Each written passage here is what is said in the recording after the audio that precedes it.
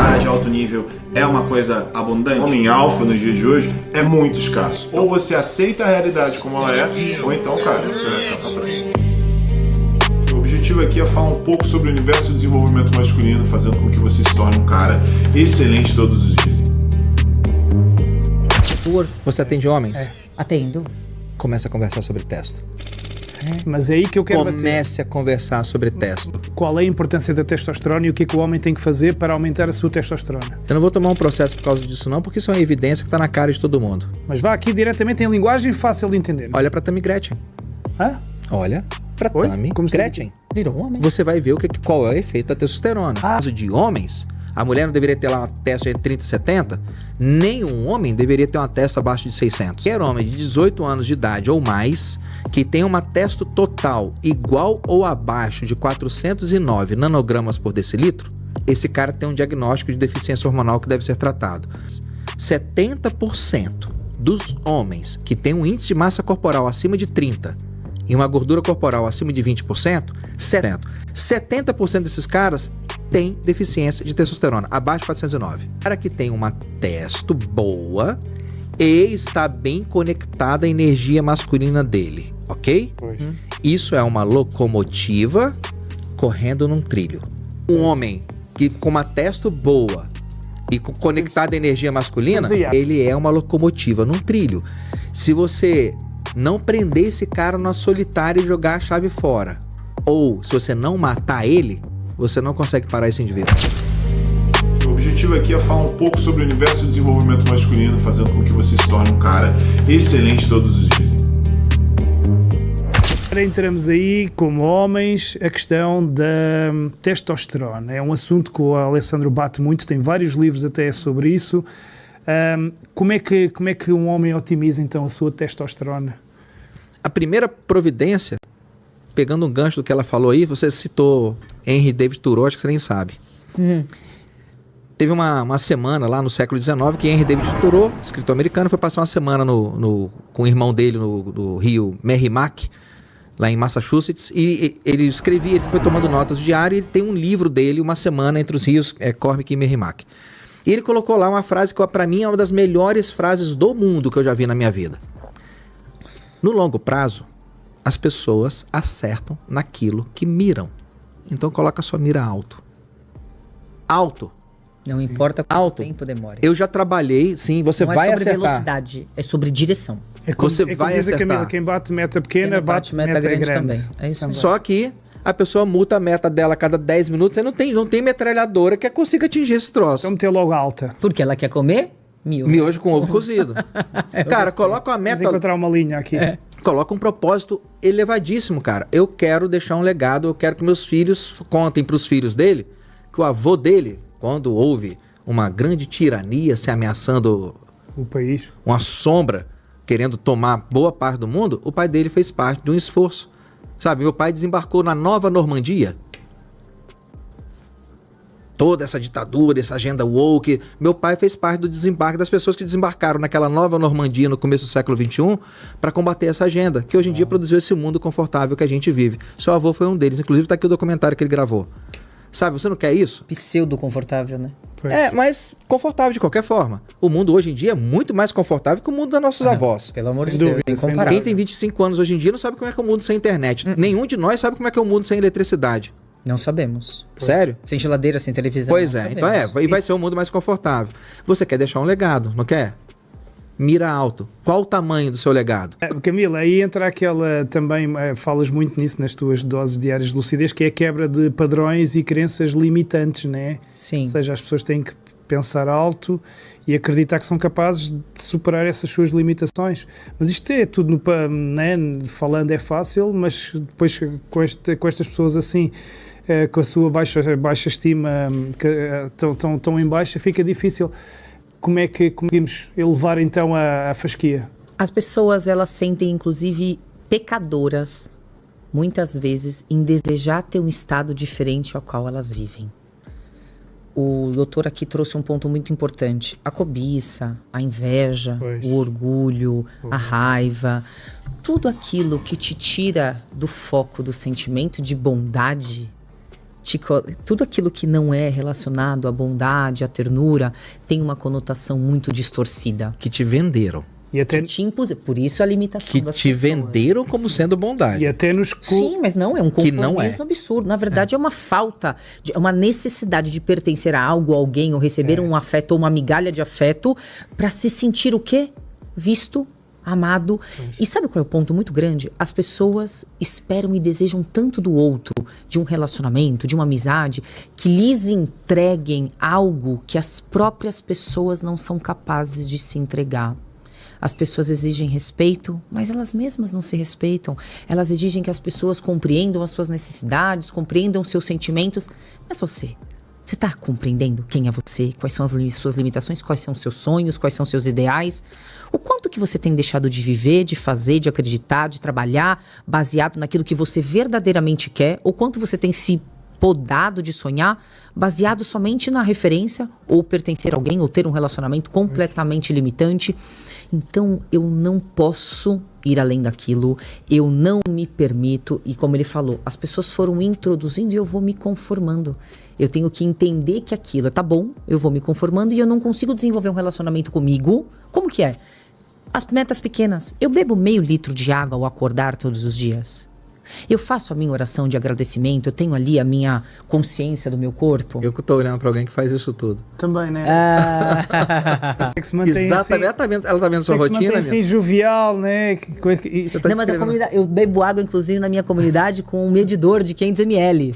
Para mostrar que realmente a gente tem que medir. Se você não é capaz de beber meio litro pela manhã, se você não é capaz de bater essa meta, ainda que aos meditação. poucos, o que você vai ser capaz de cumprir na sua vida? Nem coisas pequeninas, né? Qual é o acordo que você vai ser capaz de cumprir com você? Por exemplo, você não bebe água ao acordar. Então hoje você comece com 50 ml, amanhã com 100, copo, né? semana que vem 200. Mas chegue, você precisa pelo menos 500 ml de água para você ter uma hidratação, para você inibir todas as enzimas e tudo mais, os hormônios que você precisa para você, inclusive, fazer a micção necessária durante... Fazer xixi, não pode ter o termo técnico, né? Sim, sim, Você sim. fazer sim, sim. xixi o suficiente para você não ficar com edema. As pessoas, às vezes, pensam em comprar um chá que custa 30, 40, 90, 120 reais, mas elas esquecem que o diurético mais importante é o que vai te desinchar. É água! Que foi? Não, tô... Cara, tem- E aí, às vezes, você não consegue cumprir. Você exige que as pessoas tenham um bom respeito, um bom relacionamento com você, mas Quando você nós- tem construído. Quando nós próprios nem é As nós. pessoas não bebem água. As pessoas não cumprem a promessa de falar assim, amanhã eu não vou comer chocolate. Ela não cumpre a promessa de comer, As promessas não básicas, comer. né? Você quer que as pessoas cumpram as promessas que fazem a você, mas você está cumprindo os acordos que você fez com você mesmo? Que nível de confiança, de autoconfiança você desenvolve sendo que você não cumpre acordos com você mesmo? Como é que você se resgata? Como é que você se reconstrói? Como é que você resgata o seu poder do eu, que é o que eu trabalho na minha comunidade? Se você está entorpecido, simplesmente às vezes não deixa Você- em nome da dor. Você atende homens? Atendo. Começa a conversar sobre testo. Mas é aí que eu quero bater. Comece a conversar sobre testo. Qual é a importância da testosterona e o que é que o homem tem que fazer para aumentar a sua testosterona? Eu não vou tomar um processo por causa disso não, porque isso é uma evidência que tá na cara de todo mundo. Mas vá aqui diretamente em linguagem fácil de entender. Olha pra Tammy Gretchen. Hã? Olha pra Oi? Tammy Como se Gretchen. Virou um homem. Você vai ver qual é o efeito da testosterona. Ah, ok. Se eu der testosterona pra uma mulher XX, geneticamente, eu lamento.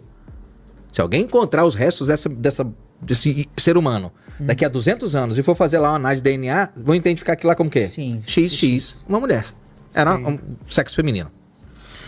Então, cara, se eu pegar testosterona e pegar a Camila e colocar 1000 miligramas de testosterona nela, depois de um ano, você acha que ela tá desse jeito? Não, vou virar menino. Pois é, o tanto que o hormônio mexe com... E esse hormônio não foi feito para poder ser aplicado no seu corpo em doses tão grandes. Mas pouquinho. Para você ter uma pode. ideia, uma testosterona legal para uma Não tem mulher. pessoa de 20, por exemplo. A mulher também precisa.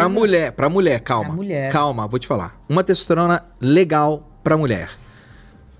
A gente poderia colocar entre 30 e 70, sendo 50 a 70 padrão show de bola. Eu não consigo chegar nesse número. Sem problema. Entre 30 e 70, ok. Ok. Entre 50 e 70, bom, o convívio seu com essa mulher vai ser bastante divertido para vocês dois.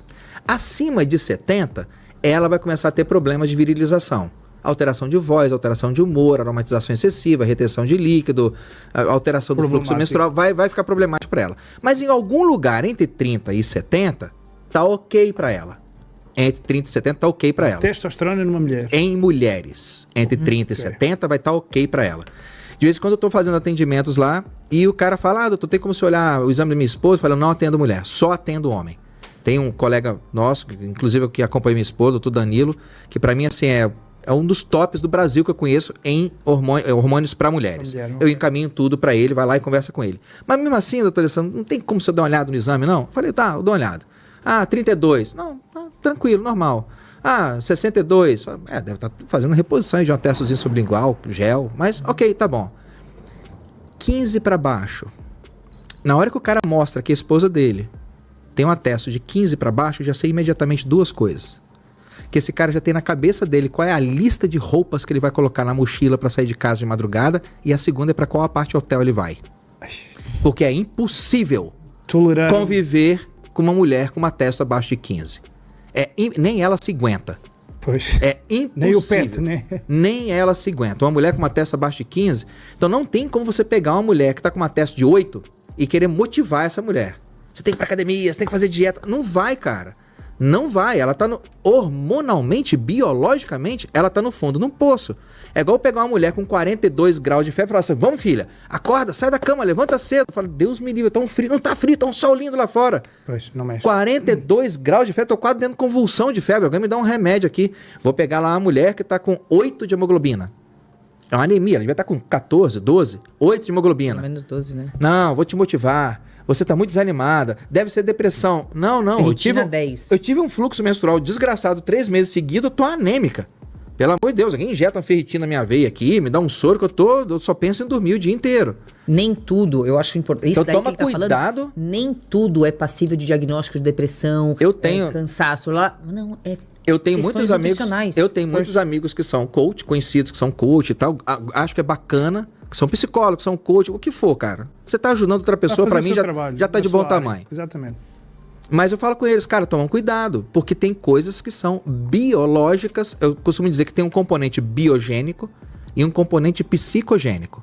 Toma cuidado pra você não sair colocando rótulo de componente a um diagnóstico psicogênico num cara que tem um componente biogênico. No homem, por exemplo, Serjão, você tem que malhar, cara, você tá muito lerdo, você tá engordando, Serjão tá com 12 de TSH, bicho. O Serjão tá num puta de um hipotireoidismo.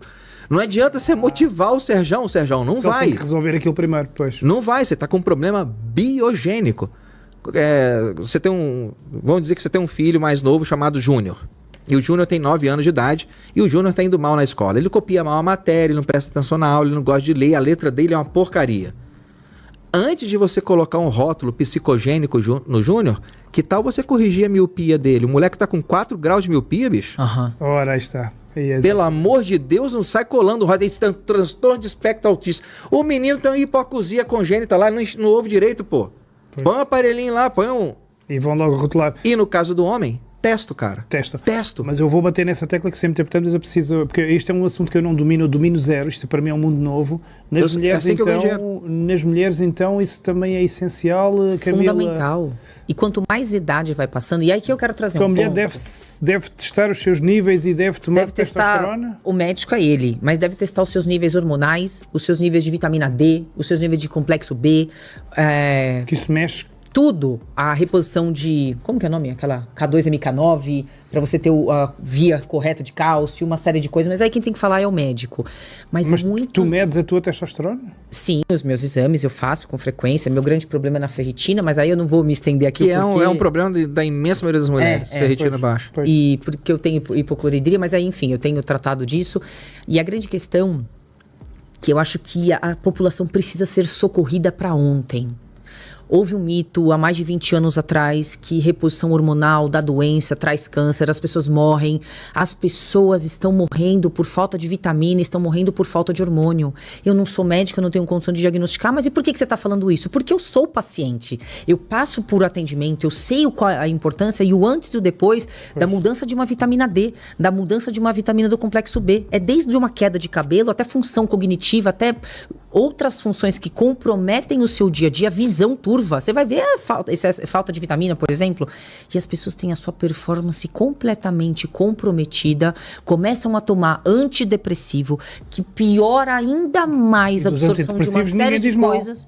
Não, e aí você toma antidepressivo, aí você toma inibidor de bomba, e aí você ferra com a absorção de nutriente, e você fica pior, e você vira um paciente eterno do ciclo da medicina alopática, e o mais importante, você está perdendo 40, 50, 60 anos de absorção de cálcio, você está perdendo massa muscular, você está perdendo função cognitiva, aí você acha que você está tendo Alzheimer, que você está tendo demência, mexe que você está tendo algum relacionamento, problema, e aí você líbido. introduzem o Venvance, e aí você não tem vitamina para fazer a questão neurológica.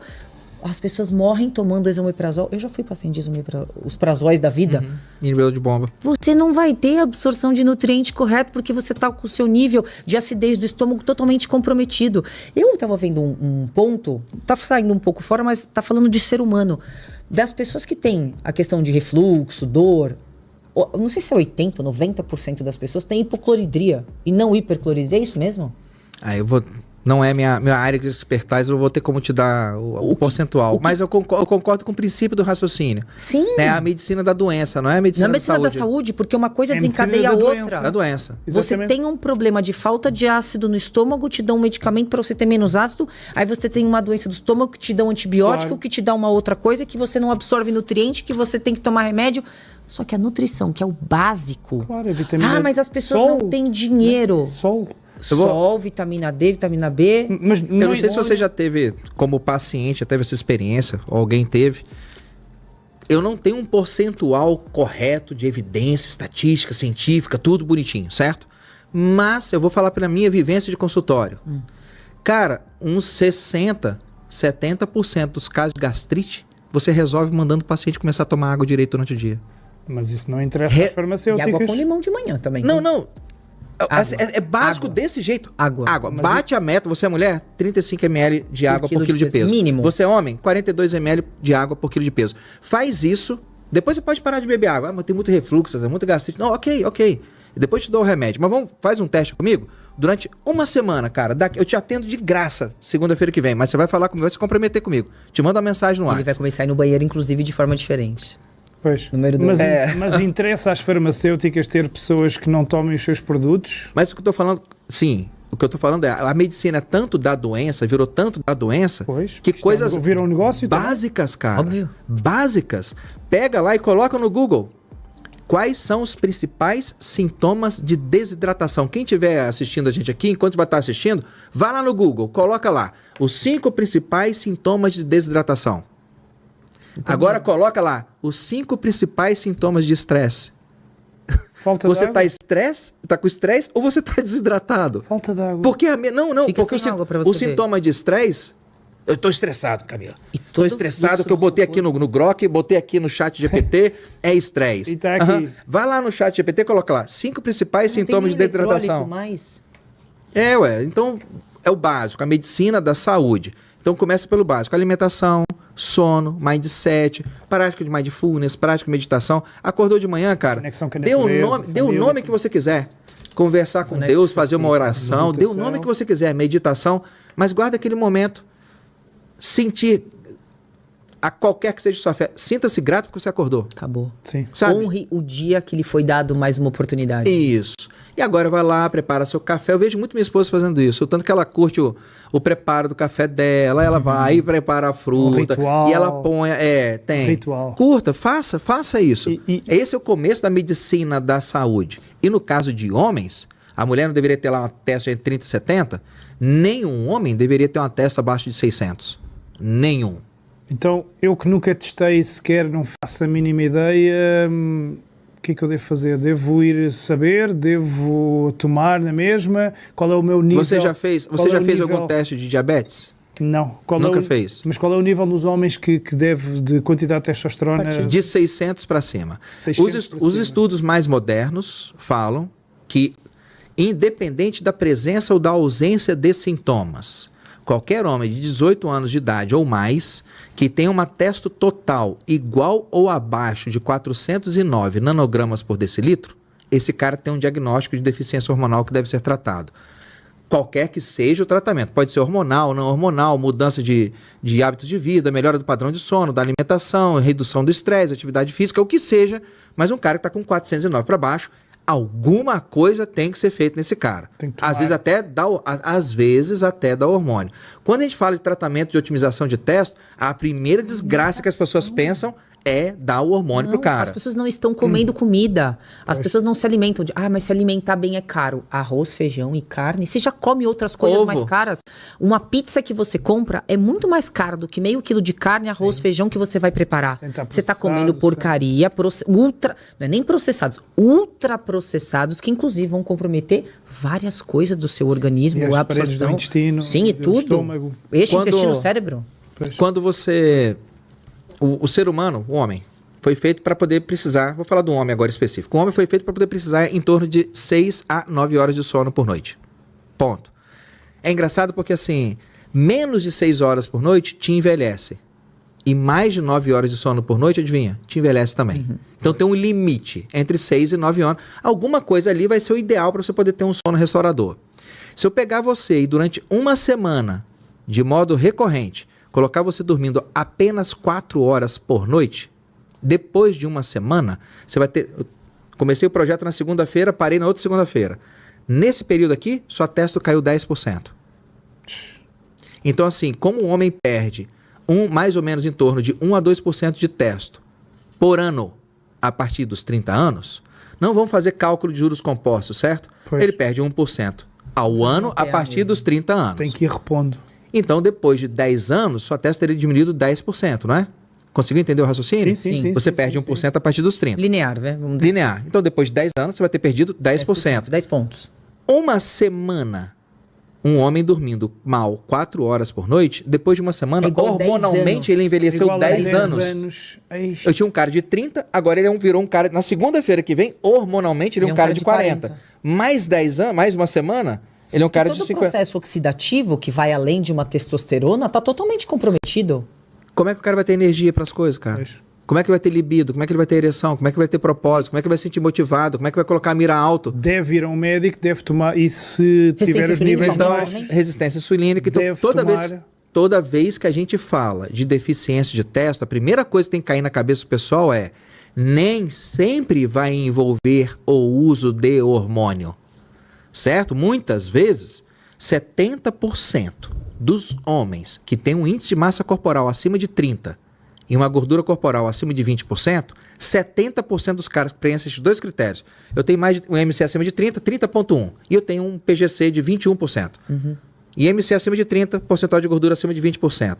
70% desses caras têm deficiência de testosterona, abaixo de 409. Em 70% desses caras, se eu corrigir a obesidade, botar o cara com IMC de 27 e um PGC de 18, resolve. Acabou o déficit de testosterona do cara. Você tem que tomar... Para de produzir estradiol, para de produzir um monte de coisa. Então você entende que nem sempre melhorar a testo do sujeito vai envolver mexer com a testo. 25% dos pacientes que têm hipotireoidismo sofrem com deficiência de testo. Quando você corrige o hipotireoidismo, a deficiência de testo some. Então tem que tomar cuidado. Mas eu vou fazer dosagem de testo, mas eu vou ter que tomar hormônio? Não necessariamente. E se tiver que tomar, qual é a gravidade? Feito do jeito certo? Sim. Bom, se eu tenho um paciente diabético e o pâncreas dele parou de produzir hormônio. Parou de produzir insulina. Eu vou dar insulina para ele, não vou? É o hormônio. Insulina é hormônio. Qual o risco disso? Pois. Como qualquer outro remédio. Sim. Até comer azeitona tem efeito colateral. Deixa ele encaixar na sua traqueia, você ver o negócio. Pois. Se eu tenho uma pessoa que tem hipotireoidismo, aí eu vou ter que dar uma levotiroxina, 112 microgramas de T4 para ela de manhã. Qual o risco disso?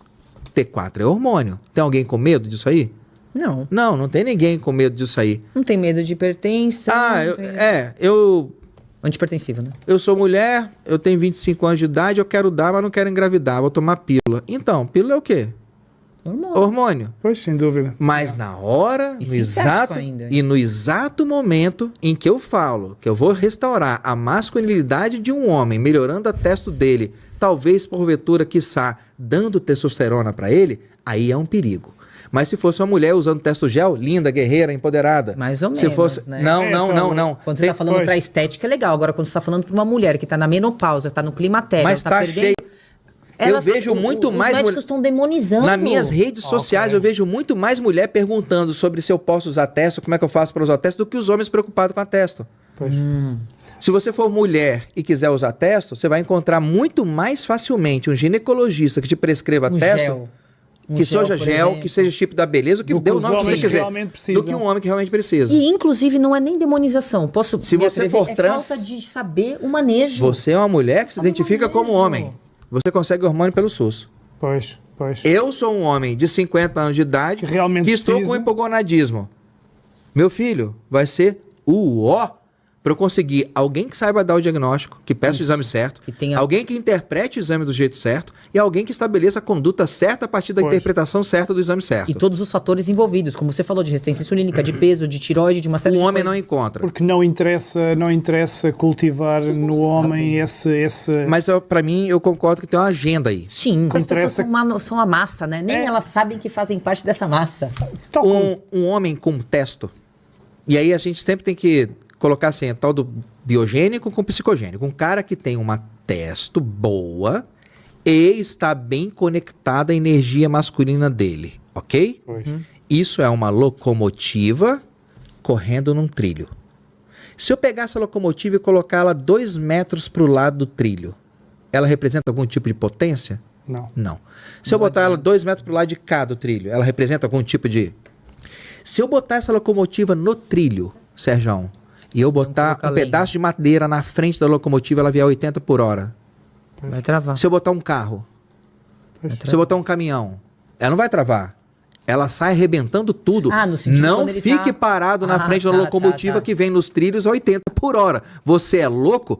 Eu vou deitar 1000 pessoas aqui na frente da locomotiva, ela está em cima do trilho. Não, a locomotiva que está em cima do trilho vindo a 80 por hora. Vou colocar um caminhão em cima do trilho.